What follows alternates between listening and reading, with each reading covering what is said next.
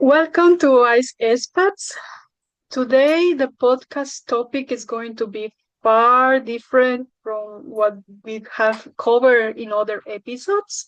Um, we are going to share stories of migrants who turn their challenges into opportunities and therefore created a business. So today, I am very pleased to introduce you to Gabriela. She's the founder of Doña Conchita, which is a boutique coffee shop and also traditional Mexican bakery concept, especially for uh, neurodivergent and digital nomads in the UK. And today we will speak about her journey, her inspiration, the business plan that we have co-created together, and especially for applying to seed capital. So Gabriela, welcome. Thank Thank you. you so much, Juliana, for this time and for inviting me to your podcast. I'm very excited to go through the whole journey. And yeah, Okay, great. So, Gabriela, could you please tell us about your personal journey? What makes you to move from Mexico to the UK, and what inspired you to create Doña Conchita? yeah, of course. Well, I came here to the UK like 3 years ago. I came here in September 2022 to study a environmental management master. Um, and I think my curiosity of like doing a master in the UK like has been grown since I was a child. I don't know, I just see movies like Peter Pan and Alice in Wonderland, and they are the ambience, the environment is like UK, and I think that was in my unconscious. Um I always, probably it's gonna sound childish, but I always believe in magic. I love like fairy tales. I love everything about Vikings and stuff. And I think like probably that's one of unconscious reasons I'm here.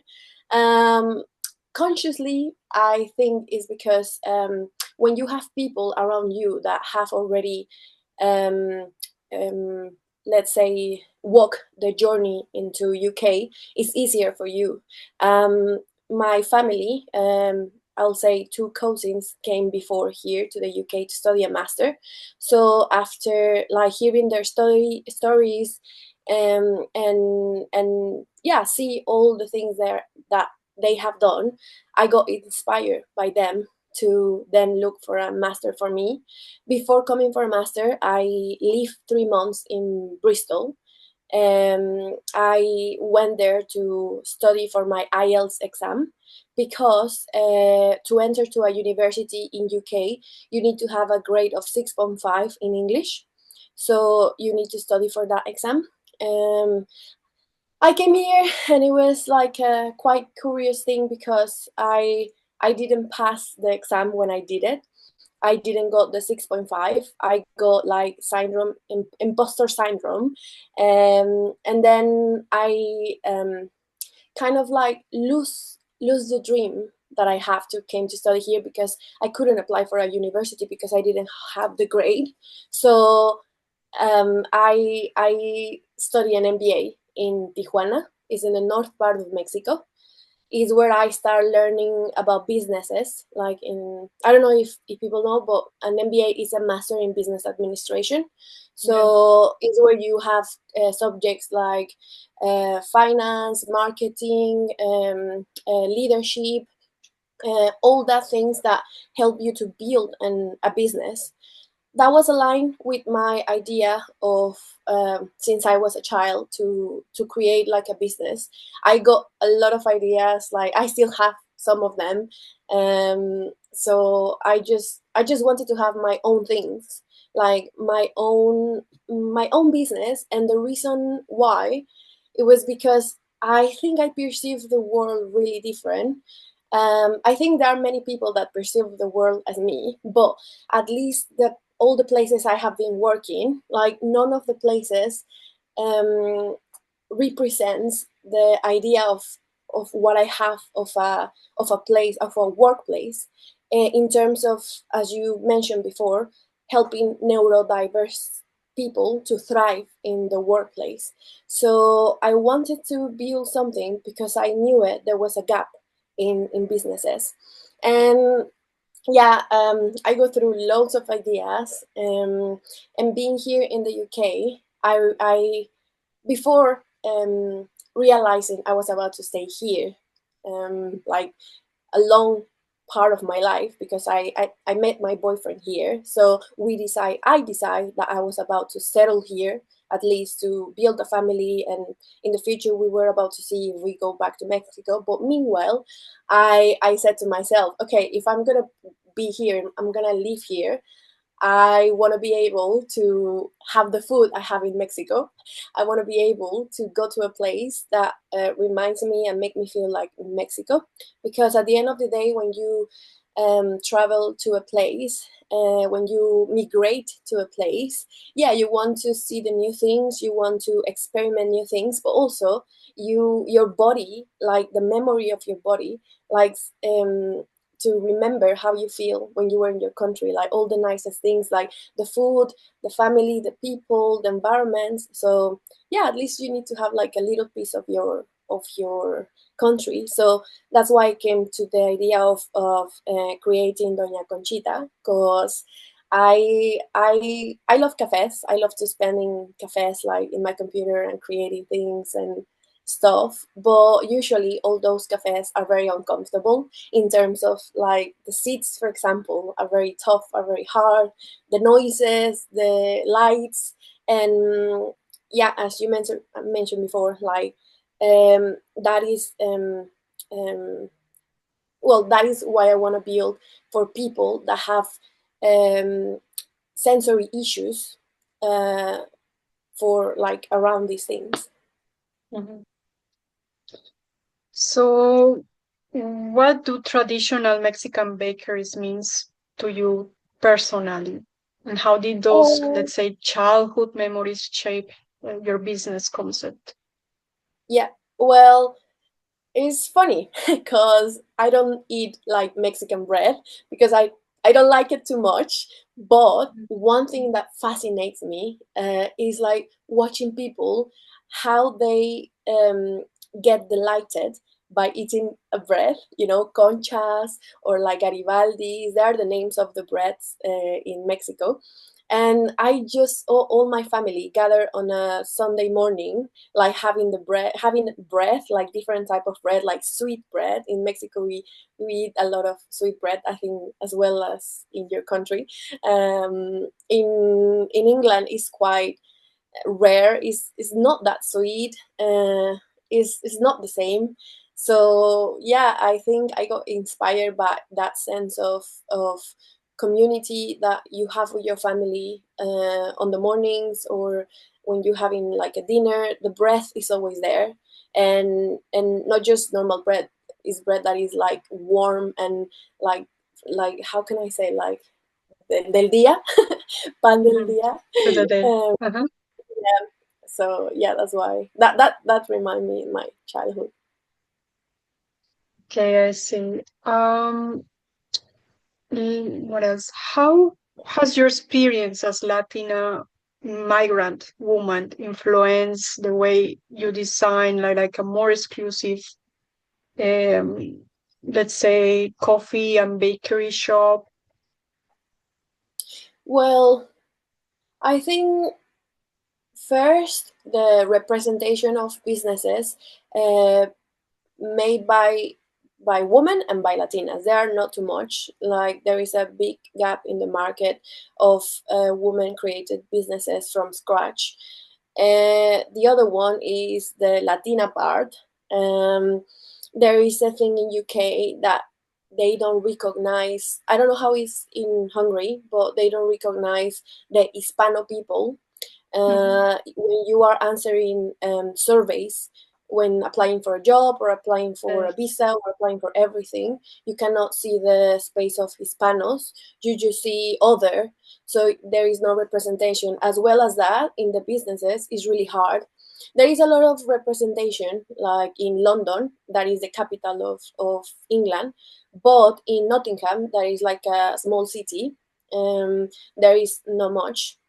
So, well, mixing all that gaps, I just came to the idea of like building something by me, a Latina woman with neurodiversity. I think I didn't mention at the beginning, but my neurodiversity, I have ADHD and autism. So that's why I was mentioning the sensory issues. Like a lot of people that have a neurodiversity have like a very, they perceive a lot of the environments and stimulus, for example, light or noise or the way the things feel and stuff like that. So yeah, there is not much representation also for neurodiverse people, even in UK. So that's what I thought, oh, it's a good idea to create something like that is for us. Yeah, that's really good that you mentioned because also me as well, I am really introvert. I mean, I have improved a lot throughout the years with therapy, but also when it's like really crowded places and when there is more than one person, I feel like overloaded and with a lot of anxious feelings. So it is important to have like a comfortable environment for people who are like us different. So nowadays Mexican gastronomy is booming worldwide. And what unique flavors and let's say experiences are you planning to offer with your coffee shop? Well, there is like one thing that I want to use as a slogan that is like Mexican gastronomy is not just tacos because yeah, of course, like tacos are amazing, it's my favorite food, but we have more things to offer to the world. And that's one thing I have also hear from people from here. I work in a restaurant, actually a Mexican restaurant called Taquero. um, they just do tacos and some a little bit bits and bobs of other things, but they forget like all the incredible cuisine that is like the Mexican one. So I'm gonna offer like the in UK, I don't know how it's in Hungary, but they have the full English breakfast. Like in many countries, they have like their own breakfast. Here as well, they have like sausages, they have like tomato, roasted tomato, mushroom, egg, and bacon, and sweet beans. So in Mexico we have the same version. It's like Mexican, like typical breakfast. So you have chilaquiles. The chilaquiles could be green or red with cheese on top, with cream, and then you put like chicken or beef or egg, whatever you fancy, the protein you want. And then on the side you put like beans, but no sweet beans as in UK, like savory beans with cheese on top, with totopos on top, and then you put like an extra thing like potatoes with salsa roja, with red sauce. So it's like that's the typical full Mexican breakfast. So I want to offer that for the people, and I want to do like seasonal, how can I say, dishes in terms of pozole, tacos de cochinita, like, and the main thing is going to be the bread. So I wanna offer like conchas. There is no a place that offer conchas. Conchas is a type of Mexican bread. So that's the main things I'm gonna offer. And atole is a type of drink made of dough with other ingredients. Like that is the secret recipe. But it is essentially is dough, like corn, made by corn. And that is a very popular drink in Mexico in the morning when you're going to work. Like you have that. Also horchata, like that is also a Mexican drink. Agua de tamarindo is like fresh water of tamarind. Usually here in UK they don't have tamarind. Tamarind is more savory thing, but in Mexico you can eat it like sweet. So we have water of that, and yeah, different type of fruits. Guava, for example, here in UK they don't have too much guava, so I'm going to introduce that here with the atole. And yeah, a little bits and bobs. Okay. I remember that when we were discussing about your business plan, you were mentioning about sensory and also having more creative space. How do you envision your coffee? Well, it has been like a journey. I have tried to. This is I found like a page that create AI things called Midjourney. There is another one called Pixie that help you. You gave them a description and then they create what you want. So I have been like doing imagine all the places there. It's quite difficult because that is never gonna replace like an architect, like a designer. Mhm. But it helps me to visualize a little bit how I want my coffee. The main thing I want to give to the people first is the cleanliness of the place. There is an issue here in UK, but all the places I have been, all of them are sticky. Tables are sticky, sofas are sticky. I don't know why. I don't know. I have worked in hospitality. I know how they do the things, and let me say, like it's they don't put too much effort. And as an autistic person that is have a lot of issues with sensory, if I just sit down in a table that is sticky or a table that is not clean, that have dust, gives me like an instant feeling of I don't want to be there, I don't want to eat there. So first the cleanliness, I'm very like focusing on that. But in order to have a place that is easy to clean, you need to have like special materials. Like the sofas needs to have special materials, but that materials need to match with the sensory issues for the people, because there are some materials that yeah they're easy to clean but they are not comfortable for the people. So I think I still need to have a talk with designers, like to see different materials. But of course I think if you create something with with a tester that has a neurodiverse issue or thing, that could be easier, because you can say, oh, I feel this, probably another people is gonna feel the same, you know.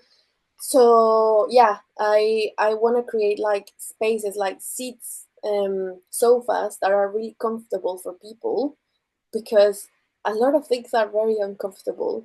And in order to do this, it's not just my example. I was thinking about like creating like a focus group of like let's say 10 or 20 neurodiverse people, like to in order to create like a space like help us to reduce those overwhelming sensations. So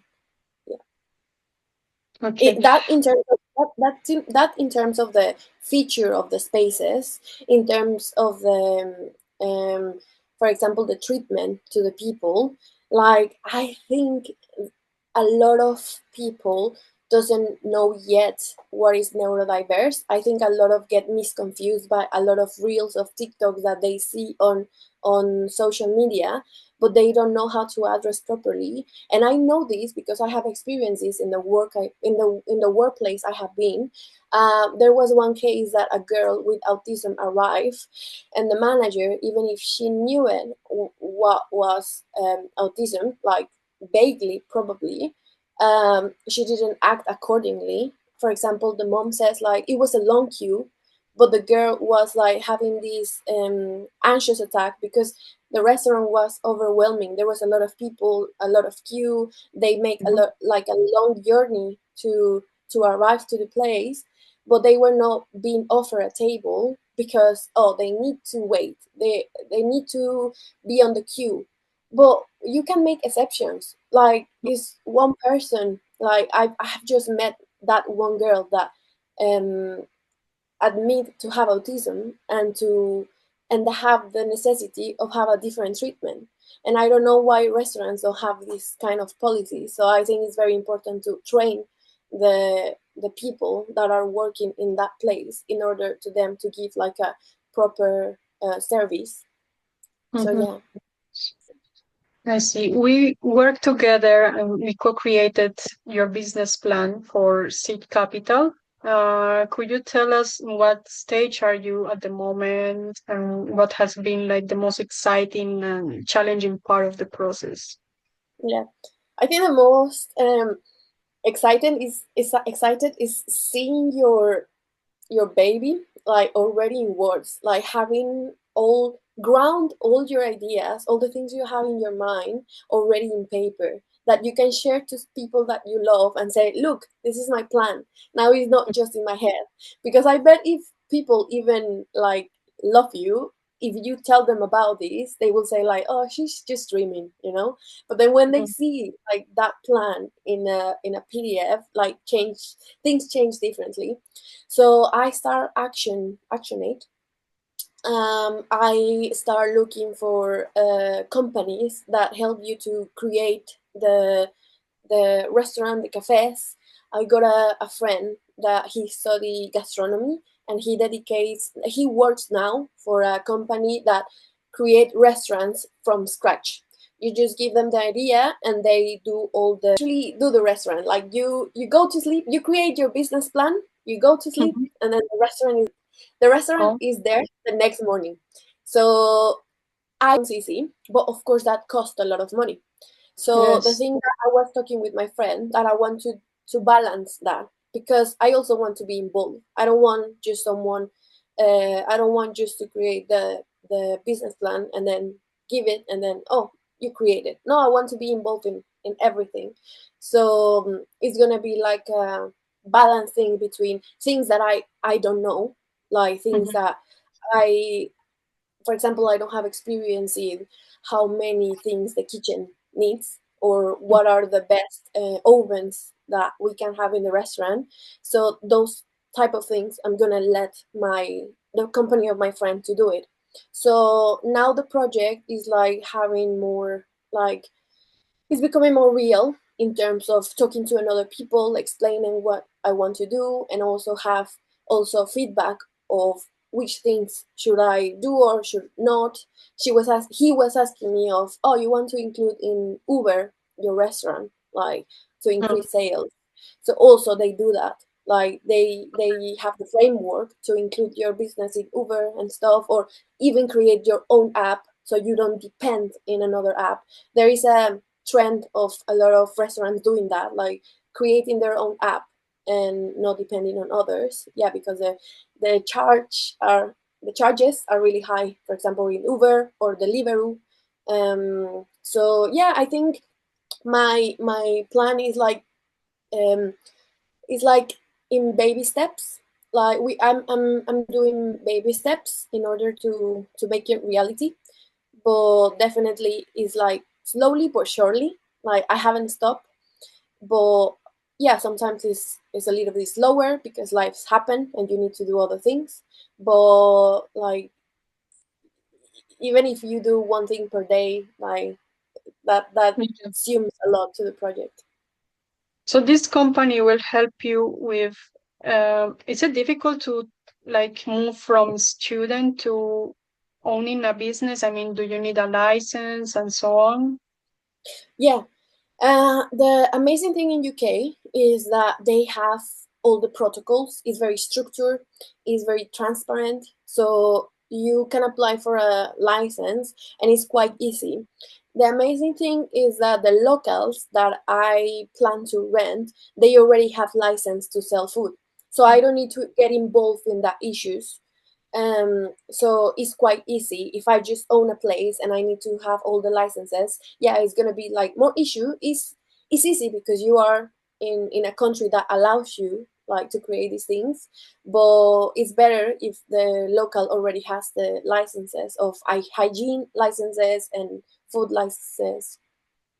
Yeah. Okay, this company is specialized in restaurants only, right? They help you to find the property, to apply for the licenses, the taxation, the what else? The apps and so on.